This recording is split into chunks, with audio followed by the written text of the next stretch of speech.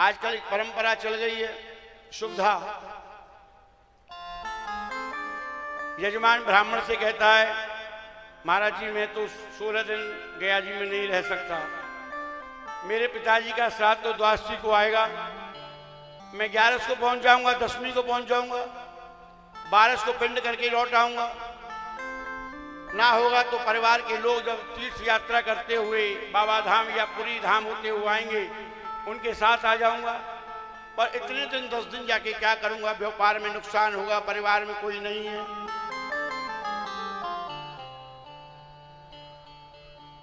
और यदि कोई ब्राह्मण कह दे, आचार्य कह दे, हाँ श्राद्ध के पहले जा सकते हो, वह उनका अज्ञान है। अरे जो अपने माता पिता के लिए गया, श्राद्ध में रत हुआ है, इस यज्ञ के आरंभ से मिट्टी जो उठाते हैं वहां से यज्ञ का कार्य आरंभ हो जाता है, वहीं से नियम लागू हो जाते हैं। छौर कर्म नहीं करना, नख आदि नहीं काटना, बाहर का नहीं खाना, प्याज लहसुन इत्यादि वर्जित हो जाता है, मांस मदिरा इत्यादि तामसी भोजन का त्याग हो जाता है। बड़े नियम संयम से रहना पड़ता है।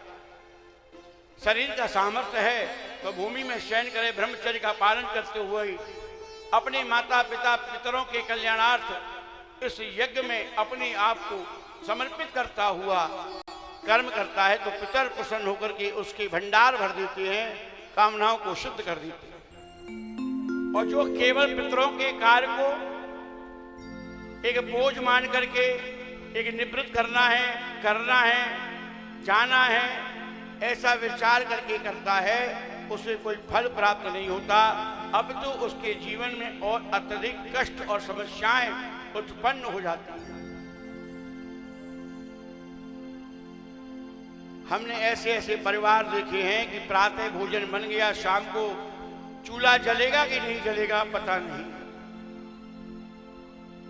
और गया श्राद्ध हुई, भागवत हुई, गया जी में जाकर श्राद्ध कर्म करके लौटे, उसके बाद स्वतः ही अपने आप सब कार्य सिद्ध होते चले गए।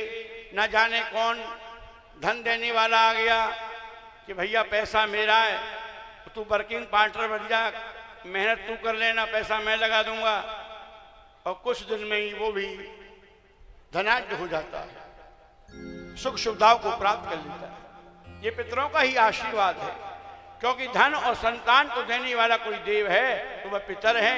इसलिए पितरों के कर्म को श्रद्धावान होकर के करे, उसी को श्राद्ध कहते हैं।